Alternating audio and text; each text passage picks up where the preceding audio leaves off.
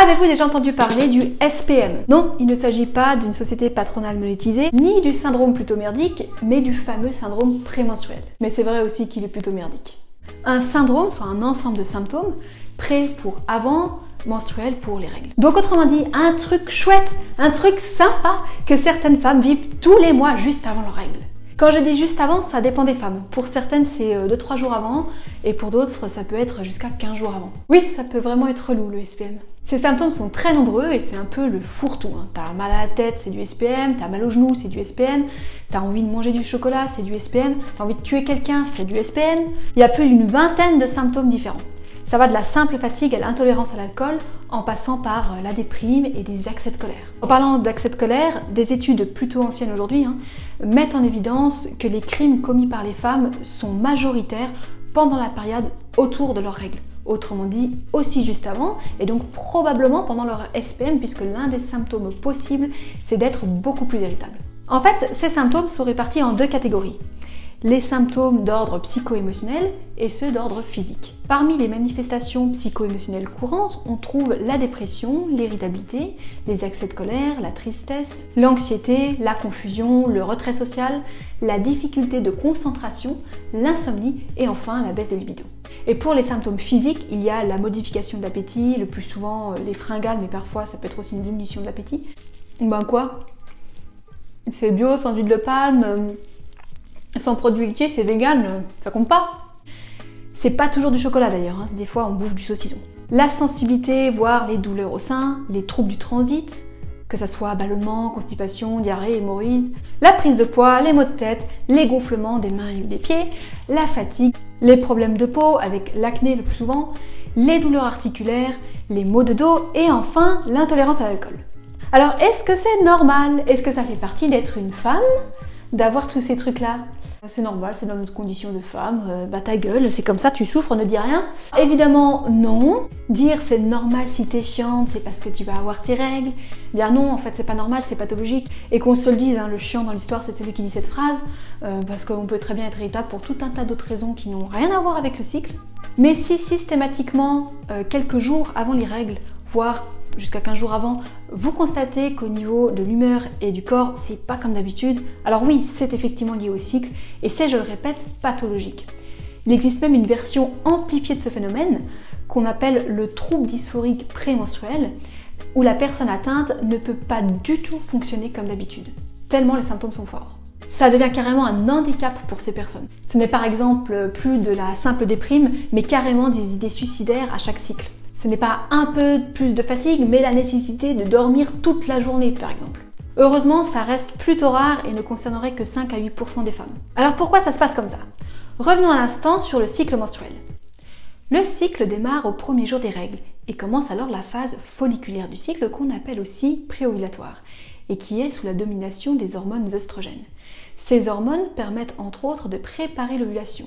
Puis, une fois qu'on a ovulé, on entre dans la deuxième phase du cycle, la phase lutéale. Et là, la progestérone augmente très fortement et domine. Cette hormone prépare l'implantation d'un éventuel embryon dans l'utérus, même s'il n'y a pas eu de fécondation entre un ovocyte et un spermatozoïde.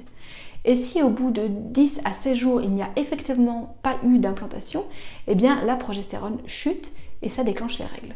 Mais œstrogènes et progestérone ont d'autres effets. Les œstrogènes stimulent la production de sérotonine par exemple. Or la sérotonine calme notre système nerveux, apporte la confiance en soi, la patience, stabilise nos humeurs, etc. Et ça se passe comme ça si on produit juste ce qu'il faut d'œstrogènes. Parce que si on en sécrète trop, ils peuvent créer à l'inverse de l'irritabilité, des sauts d'humeur et des accès de colère. Un autre effet des œstrogènes, c'est qu'ils induisent la sécrétion d'aldostérone. Et celle-ci permet de garder les liquides. En gros, tu pisses moins. Et lorsqu'on en a trop, eh bien des symptômes comme des maux de tête, de la rétention d'eau et des douleurs ou sensibilités au sein peuvent apparaître. Quant à la progestérone, parmi ses autres nombreux rôles, elle apporte un effet anti-inflammatoire sur l'organisme, ou encore stimule la production de GABA qui lui permet la relaxation, favorise le sommeil et la mémorisation. Lorsqu'on manque de progestérone, peuvent apparaître des symptômes tels que la difficulté de concentration, l'anxiété, la confusion et l'insomnie, mais aussi augmenter légèrement les niveaux d'inflammation dans l'organisme du coup, et donc amplifier les fragilités du corps. Par exemple, si vous avez facilement mal au dos, eh bien pendant cette période, si vous manquez de progestérone, vous risquez plus facilement de souffrir du dos. Voilà, donc vous l'aurez compris, mais si le couple œstrogène-progestérone n'est pas harmonieux, eh bien ça ne sera pas harmonieux au niveau du cycle non plus. Et la disharmonie vient le plus souvent d'un trop d'œstrogène ou d'un manque de progestérone, voire parfois les deux combinés. Heureusement, il existe des solutions pour arranger tout ça, et quand je dis solutions, je vais bien sûr vous parler des naturels puisque c'est ma spécialité. Premièrement, il faut vérifier son hygiène de vie. Dormir suffisamment, ne pas se coucher trop tard, avoir une activité sportive régulière, et bien sûr manger varié et équilibré. Certains aliments doivent être consommés avec modération car ils peuvent affecter votre cycle, comme l'alcool, les aliments contenant de la caféine et le sucre pour ne parler que des plus évidents. L'alcool semble empêcher la dégradation des œstrogènes, ce qui donne des taux d'œstrogènes beaucoup plus importants dans l'organisme. Pour la consommation de caféine, les études sont parfois contradictoires sur le sujet, mais je vous mets en description des études où la consommation de caféine est associée positivement au SPM.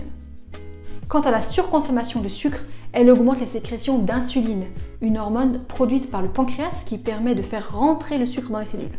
Or, s'il y en a trop parce qu'on consomme trop de sucre, ou si le corps se met à résister à l'insuline, eh bien elle peut empêcher l'ovulation et forcer les ovaires à produire des androgènes au lieu d'œstrogènes. Un manque de fibres dans l'alimentation ne facilitera pas la tâche à l'organisme pour éliminer correctement les œstrogènes usagés, et on peut alors se retrouver avec un surplus d'œstrogènes. Donc voilà, tout ça c'est la base. Limiter la consommation de caféine, d'alcool, de sucre et veiller à avoir suffisamment de fibres dans son alimentation.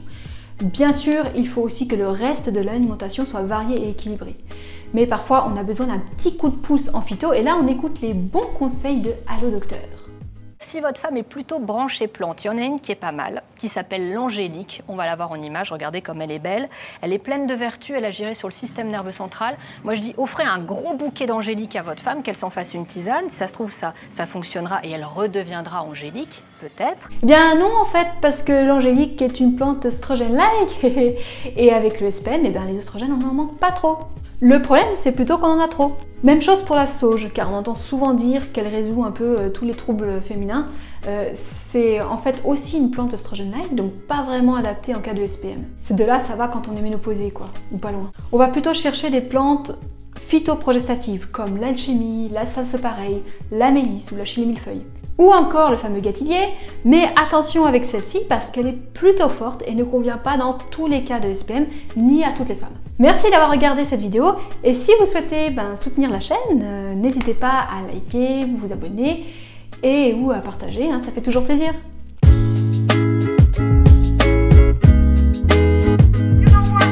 Alors en fait, habituellement j'ai une vraie pâte à tartiner bio, sans huile de palme, sans produits laitiers, vegan, etc.